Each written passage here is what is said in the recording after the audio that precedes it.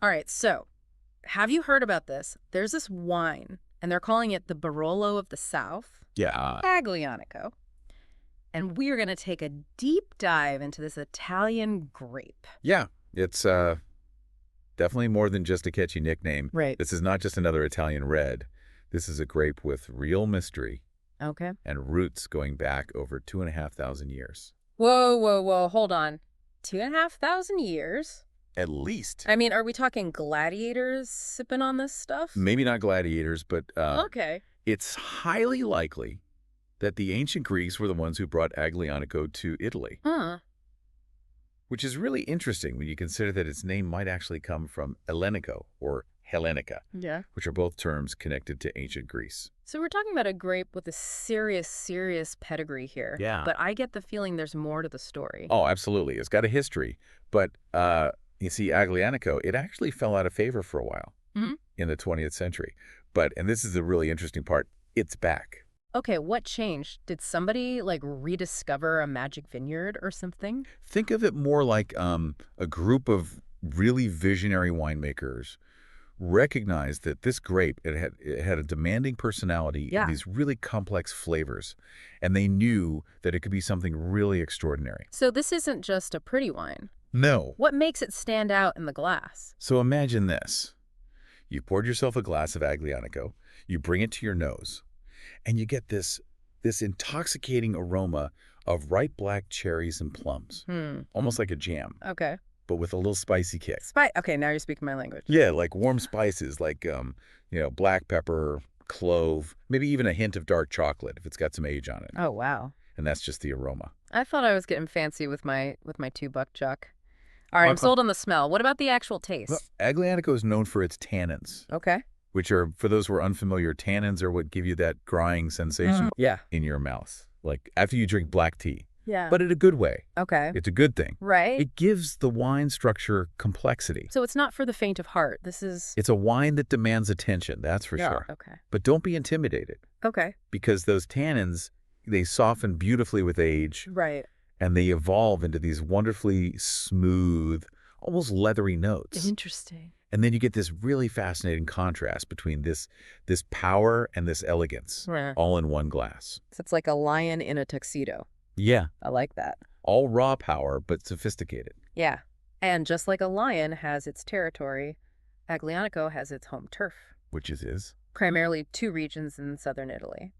Campagna and Basilicata. Okay. Think rugged mountains, volcanic soils, Okay. ancient vineyards clinging to hillsides. Volcanic soils, that sounds intense. Is. What does that do? Well, volcanic soil tends to be very porous, which is excellent for drainage. Right. And it's also really rich in minerals. And this combination gives the grapes this unique intensity and complexity. So we're talking about a grape that literally draws its character from the earth itself. Exactly. And each of those regions, they really bring their own personality to the table. Campagna, that's home to the prestigious Taurasi DOCG. Okay, hold on. DOCG. For those of us who aren't, like, wine snobs, Sure. what does that even mean? Yeah, so think of it like the Italian wine equivalent of a Michelin star. Okay. DOCG. That stands for Denominazione di Origine Controllata e Garantita, Of course. which basically means it's like a guarantee of quality and authenticity. Right. It means that the wine meets all of these really strict regulations Okay. about the grape variety, where it's grown, how it's made, the whole 9 yards. So it's the real deal. Yes, sure. Officially sanctioned deliciousness. Yes, precisely. And Taurasi, that one is known for its really powerful structure and its aging potential. Okay. Some people even call it the Barolo of the South, and Yeah. for good reason. Speaking of the South, what about Basilicata? What sets their Aglianico apart? Basilicata is all about Aglianico del Vulture, DOC, another quality designation, though it is a notch below DOCG. Okay. But don't let that fool you. These wines are incredible, and they're grown on the slopes of, you guessed it, an extinct volcano Of course. called Mount Vulture. So volcanic intensity times 2. Yes, This grape just can't get enough, can it? it cannot. But it's not just about where it's grown, though, right? What about food? I can't be the only one who's like, what pairs perfectly with this volcanic cherry chocolate explosion? You are definitely not alone. Aglianico, It's really a dream for food pairing, especially with its bold flavors and structure. Think hearty dishes, that can stand up to those tannins. Like a big juicy steak. Absolutely. Red meats, they're a classic pairing for a reason. Hmm. And the tannins in the Aglianico, they cut through the richness of the meat, and it creates this like beautiful harmony on your palate. Harmony on my palate. I like the sound of that. Yeah. But I have a feeling that you have some more adventurous pairings up your sleeve. Oh, always. Mhm. Don't be afraid to think outside the box with Aglianico. Remember those earthy, savory notes that we talked about? Those actually lend themselves beautifully to dishes featuring truffles, mushrooms, even something as simple as roasted eggplant. Hold on. Eggplant. Yes. Yeah. Trust me on this one. That slight bitterness of the eggplant that combines with those savory notes in the wine creates this really unexpected but delicious interplay of flavors.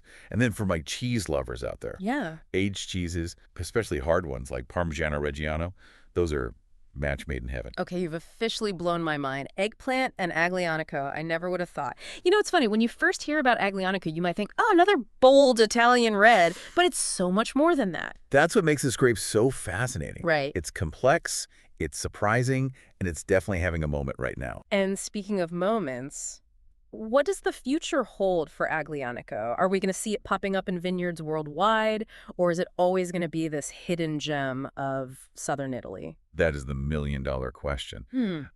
We are already seeing some really exciting developments outside of Italy, in the U.S., Australia, even parts of South America. So there's a chance I could be sipping on like a California Aglianico sometime soon. That's definitely possible. But it's important to remember that replicating that unique terroir of those southern Italian regions, that's a real challenge. Right. The climate, the soil, the centuries-old winemaking traditions, all of that plays a role in shaping Aglianico's character. So will it be the same Aglianico that we know and love, or will it take on these new characteristics in these new environments? That's the beauty of it. Okay. It's a little bit of a gamble. Yeah. But that's what makes exploring the world of wine so exhilarating. You never know what hidden gem you might uncover. So true. But it's not all sunshine and roses, right? I imagine a grape this ancient has seen its fair share of challenges. Oh, you are absolutely right. And one of the biggest hurdles facing Aglianico and a lot of other grape varieties is climate change. That makes sense. This is a grape that thrives in warm climates. Right. So rising temperatures, that's got to be a concern. Exactly. It's a delicate balance. Right. And winemakers are constantly adapting their techniques to make sure that this grape that's been around for so long can stick around even longer Yeah. for future generations. It's like a race against time to preserve a piece of history. In a way, yes, but it's also an opportunity for a lot of innovation. Winemakers are experimenting with different clones of Aglianico.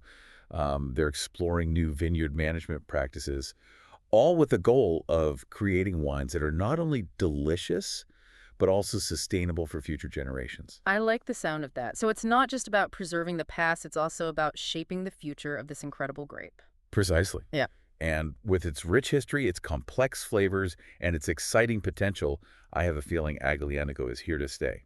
Well, I don't know about you, but I am ready to track down a bottle or 3 of Aglianico and experience this Barolo of the South for myself. As am I. Cheers to that. It's funny, we've talked about like what makes this grape so special, the history, we even talked about the taste and the future. Yeah. But there's this one thing, I don't know, it keeps coming back to me. What's that? All of these descriptions of Aglianico. Yeah. Bold, powerful, intense. Right. It's almost, it's almost intimidating. Yeah. And I'm wondering, like, after really diving into this, do those words even tell the whole story?